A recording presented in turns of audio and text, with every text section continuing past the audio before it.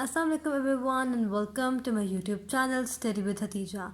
I'm Miss Hatija and today we will be discussing a very short yet a very interesting topic of class 12th physics, that is superconductor. यानी आज के इस complete video lecture पे we will be discussing कि superconductors हैं क्या, वो किसने डिस्कवर किए, कब और कैसे बनते हैं, उनकी प्रॉपर्टीज़ एंड मेनी मोर.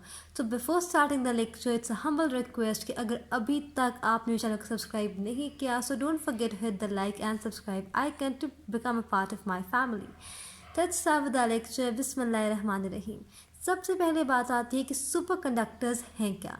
तो सुपर कंडक्टर जैसे कि नाम इंडिकेट कर रहा है कि ये कंडक्टर से भी सुपर काम देते हैं, यानी ये एक ऐसे कंडक्टर्स हैं, ऐसे कंडक्टिंग मटेरियल्स हैं जो कि इलेक्ट्रिकल सिग्नल्स को कंडक्ट करते हैं विद ज़ीरो रेजिस्टिविटी. तो अगर मैं इनकी डेफिनेशन लिखूं, so they are the conducting material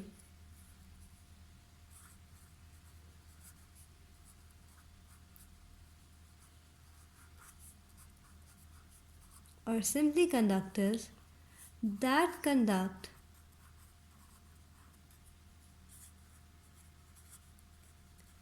electrical signals or simply electric current. Let me write electrical current to make it a bit easier. Electrical current with zero resistance.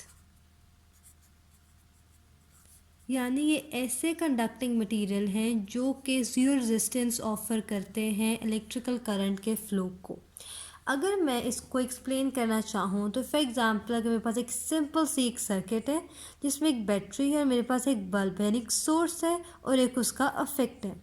अगर मैंने ये जो wire है सिंपल कंडक्टिंग मटीरियल की बनाऊँ, यानी कोई भी for example copper best conducting material चल रहा है अभी तक जो वायर्स पे यूज़ होता है, तो मेरे पास क्या होगा कि फॉर एग्जांपल ये 10 वोल्ट्स की बैटरी है, तो जो कुछ पोटेंशियल या वोल्टेज होगा जो कि करंट की फॉर्म पे फ्लो करेगा इसके अंदर सर्किट के अंदर वायर से, वो इस वायर में प्रेजेंट रेजिस्टेंस को ओवरकम करने में यूज़ हो जाएगा. फॉर एग्जांपल अगर 10 वोल्ट हमारे पास बैटरी ने दी है वोल्टेज, तो क्या पता सिर्फ 9 या फिर 8 वोल्ट की जो वोल्टेज है वो पहुँचे बल्ब तक. अब जो 1 वोल्ट की रिमेनिंग थी या फिर 2 वोल्ट की, वो कैसे चल जाएगी, कंडक्टिंग वायर जो है वो उस पर यूटिलाइज हो जाएगी.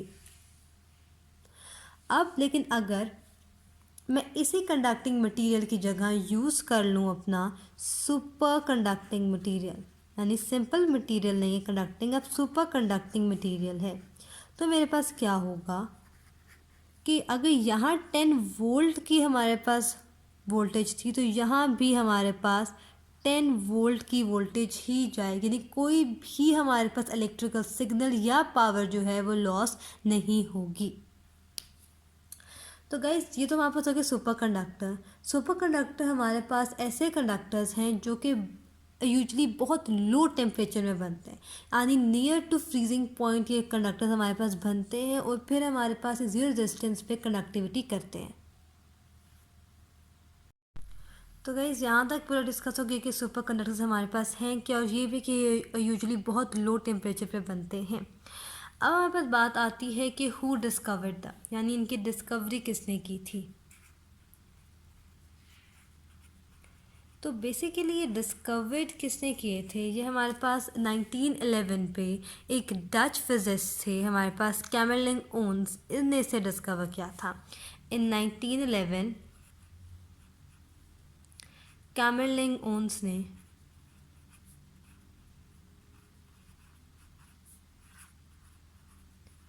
इसको डिस्कवर किया था. अब अगर आप डेट को देखें, this the starting of 20th century. 20th century के स्टार्टिंग पे हमारे पास बहुत सा काम हो रहा था मैटर पे. That was Rutherford theory of atom, then Bohr's theory, then Max Planck quantum theory, Einstein अपना काम दे रहे थे. तो ऐसे सब में Kamerlingh Onnes which was Dutch physicist, इन्हें अपनी कंट्रीब्यूशन देने के लिए ये क्या कर रहे थे कि मैटर को डिफरेंट टेम्परेचर्स पे स्टडी कर रहे थे. जब इन्हें मरकरी को एट 4.2 केल्विन स्टडी किया तो इन्हें क्या देखा कि जो मर्क्यूरी थी वो मैक्सिमम कंडक्शन दे रही है, यानी उसका रेजिस्टेंस बिल्कुल ज़ीरो या फिर अप्रॉक्सीमेटली ज़ीरो हो चुकी है, उसमें मैक्सिमम कंडक्शन और ज़ीरो रेजिस्टेंस उन्हें नोटिस की।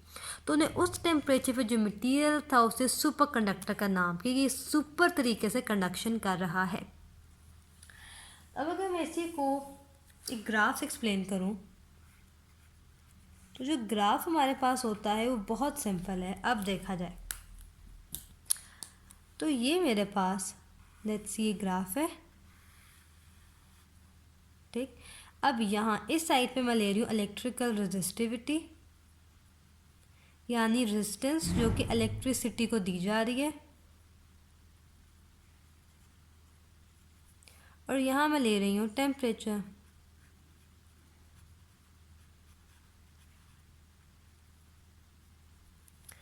अब अगर मैं नॉर्मल कंडक्टर की बात करूं तो नॉर्मल कंडक्टर क्या होता है कि फॉर एग्जांपल ये मेरे पास एक हाई टेम्परेचर था, यहाँ इसकी रेजिस्टिविटी हमारे पास मैक्सिमम रेजिस्टिविटी अपने साथ बढ़ती जाती है। अब यहाँ इसकी जो रेजिस्टिविटी थी एक नॉर्मल कंडक्टर की वो मैक्सिमम थी, मैंने टेम्परेचर कम किया, रेजिस्टिविटी कम होती जाएगी होती जाएगी होती जाएगी। एट अ पॉइंट वो जब ज़ीरो पे आएगा तो कुछ ना कुछ रेजिस्टिविटी फिर भी अंदर होगी, वो ज़ीरो नहीं होगी, यानी कुछ इतना हिस्सा हमारे पास रेजिस्टिविटी का अंदर स्टोर्ड होगा उस नॉर्मल कंडक्टर का। यानी मैं अगर नॉर्मल कंडक्टर की बात करूँ तो वो कुछ इस तरह का ग्राफ देगा, ठीक। लेकिन अगर उसी के साथ मैं बात करूँ सुपर कंडक्टर की, सुपर कंडक्टर इस टेम्परेचर पे था, मैंने टेम्परेचर लो किया, एक ऐसा टेम्परेचर आया जिस पे सुपर कंडक्टर की रेजिस्टिविटी एकदम से ज़ीरो हो गई, यानी एकदम से क्या होगी, ज़ीरो होगी। हमारे पास यहाँ आके उसने ज़ीरो कर लिया, इसे हम सुपर कंडक्टर कहते हैं। यानी सुपर कंडक्टर में क्या हुआ, बजाय इसके कि नॉर्मल कंडक्टर की तरह ये भी कुछ रेजिस्टिविटी अपने अंदर स्टोर रखे, ये एट अ सर्टेन टेम्परेचर आके इसकी रेजिस्टिविटी बिल्कुल ज़ीरो होगी, और उस सर्टेन टेम्परेचर को हम कहते हैं क्रिटिकल टेम्परेचर। अगर मैं डेफिनेशन बताऊँ क्रिटिकल टेम्परेचर की तो ये वो टेम्परेचर है जिस पर आके एक नॉर्मल कंडक्टर एक सुपर कंडक्टर बन जाता है। क्या होता है, एक नॉर्मल कंडक्टर सुपर कंडक्टर बन जाता है, उसमें रेजिस्टिविटी ज़ीरो हो जाती है। अगर इसी की डेफिनेशन में लिख लूँ, so critical temperature the temperature at which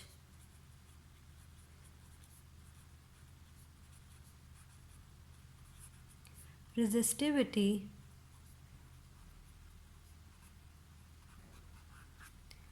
of the conductor becomes zero.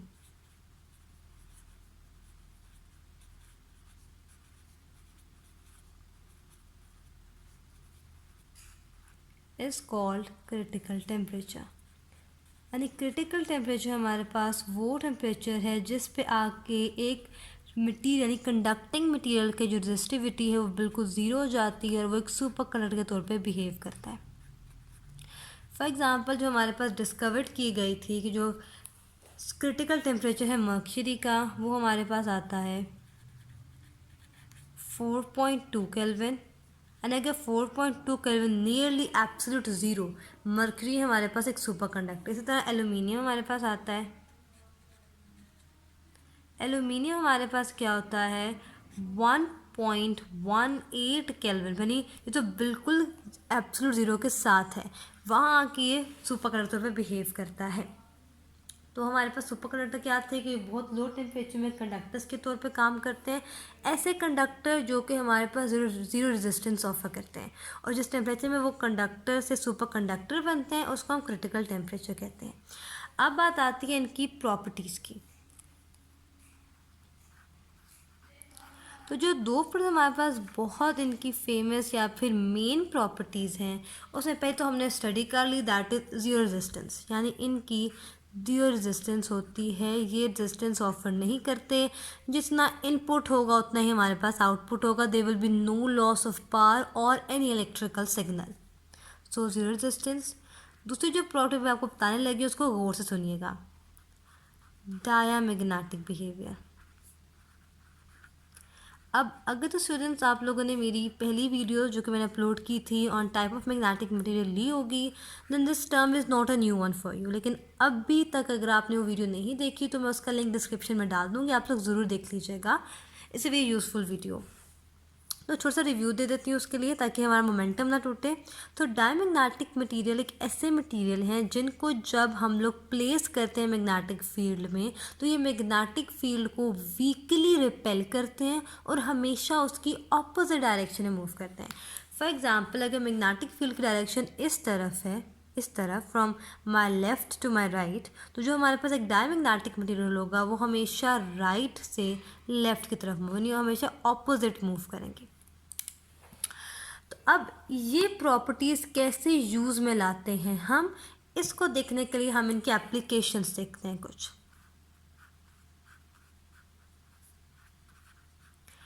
अब हम सुपर कंडक्टर्स को डिस्कवर कर लिया, हमने देखा कि किस टेम्परेचर में बनते हैं, उनकी प्रॉपर्टीज़। अब इनको यूज़ में भी तो लाना है। अब ये यूज़ पे कहाँ कहाँ आ रही हैं? पहले हमारे पास आती है MRI मशीन्स, वहाँ ये यूज़ हो रही हैं। फिर हमारे पास आता है मैग्नेटिक लेविटेशन ट्रेन्स,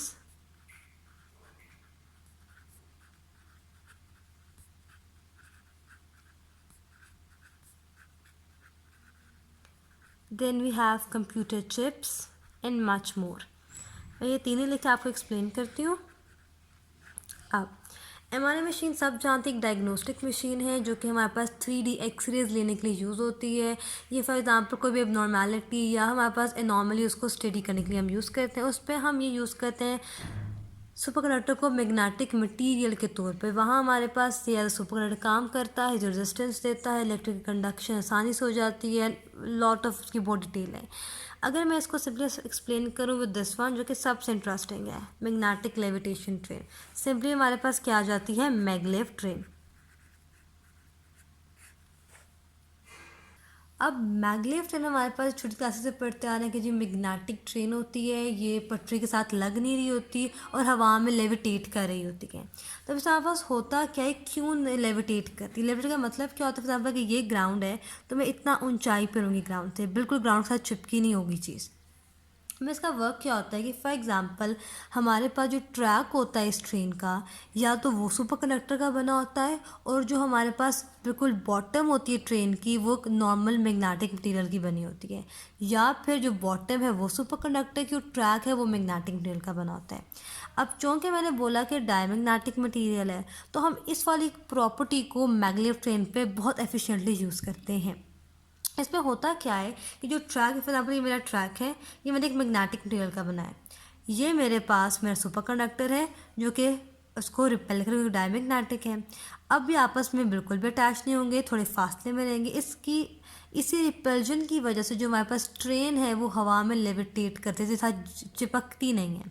अब चूँकि एक दूसरे को अपोज करें, वीकली रिपेल करें, तो जब हम थोड़ा सा फॉर एग्जाम्पल इग्निशन करते से हल्के से चलाते हैं तो ये फ़ौरन आगे की तरफ मूव कर जाती है, क्योंकि रिपेल के दूसरे को धक्का देना होता है। तो ये हल्की से इग्निशन मिलती है और ये तेज़ी से आगे की तरफ चल पड़ती है। तो मैगलेव ट्रेन्स पे हम इसकी डायमैग्नेटिक वाली जो प्रॉपर्टी है उसको यूज़ पे लाते हैं। अब खुद देखेंगे कि ये दो, एक ट्रैक और जो मशीन है वो आपस में दूसरों को पहले से रिपेल करेंगे। तो जब मैं थोड़ी सी भी फोर्स अप्लाई करूँगी तो ये जो हमारे पास फ्रेंड है वो तो खुशी खुशी आएगी कि मेरी जान छूटी है इस रिपल्जन से और आगे की तरफ मूव कर जाएगी। तो इसलिए हम डायमैग्नेटिक प्रॉपर्टी जो होती है वो ऐसे मैगलेव ट्रेन में यूज़ होती है कि हमारे पास इसी प्रॉपर्टी की वजह से जो मैगलेव ट्रेन है वो 361 किलोमीटर्स पर और की स्पीड से भी ट्रैवल करे, चीता की स्पीड से हम लोग ट्रैवल करते हैं मैगलेव ट्रेन पे। इसी की वजह से हमारे पास जो फॉर एग्जांपल थाउजेंड्स माइल के डिस्टेंसेस थे वो हम चंद सेकेंड में, चंद घंटों में पूरे कर लेते हैं। तो गाइस ये सुपर कंडक्टर का पूरा लेक्चर था आज का हमारा। तो हमने देखा कि कैसे कंडक्टिंग जो रेजिस्टेंस होती है इनको डिस्कवर कैमरल ओन्स ने 1911 में किया। हमने ग्राफ देखा, इसकी डायग्राम से समझा, इसका टेम्परेचर, क्रिटिकल टेम्परेचर जिसको कहते हैं हम। मर्करी और एल्यूमिनियम का बहुत इंपॉर्टेंट है गाइस, MCQs में पूछ लिए जाते हैं। बोर्ड वाले ना पूछें, UHS वाले नहीं माफ़ करते, वो पूछ लेते हैं। प्रॉपर्टीज़ दो बहुत इंटरेस्टिंग है, सिंपल सा टॉपिक है, उसकी एप्लीकेशन देखी and I love this maglev train. ये बचपन से पढ़ती आ रही हूँ मैं, तो मुझे बहुत अच्छा लगता है। तो गाइज़ यहाँ के हमारा एक छोटा सा टॉपिक इट वेरी इंटरेस्टिंग और अपने एंड को पहुँचता है। अगर आपको सब कुछ समझ आ गया है so do let me know from your precious thoughts in the comment section below. अगर कोई भी क्वेश्चन है तो मुझे कमेंट सेक्शन में ज़रूर पूछ लीजिएगा। आई ट्राई माई बेस्ट कि आपको एज सुन एज पॉसिबल जल्द अज जल्द उसका आंसर, ताकि कोई भी डाउट आपका अनक्लियर ना रहे। तब तक के लिए अल्लाह हाफ़िज़, अल्लाह निगहबान।